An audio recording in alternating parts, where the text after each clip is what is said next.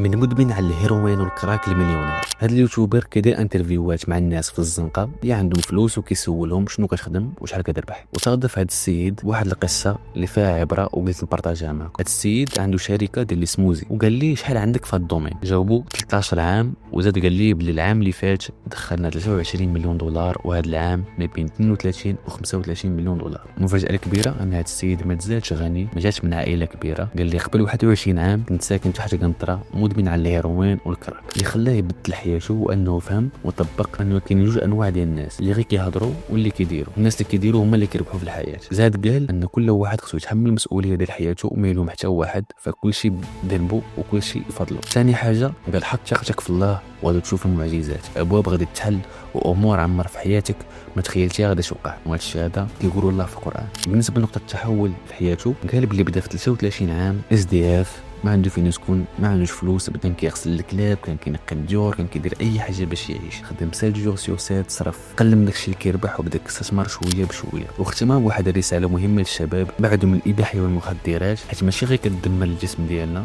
ولكن حتى الروح ديالنا. والنصيحه الاخيره رد بالك للوالده ديالك، رد بالك للام ديالك. هذه القصه وكنت باغي نبارطاجيها معكم حيت موتيفاتني، فقلت حتى انت ولا انت اللي كتسمع تقدر تكون ولا فراسك شي حاجه باغي تبدا شي حاجه، فغير توكل على الله وبدا. شنو رايكم؟ واش نقدروا نشوفوا بزاف القصص بحال هذه في المغرب؟ بارطاجيو هذا الفيديو باش يوصل اكبر عدد ممكن، وتشاو تشاو.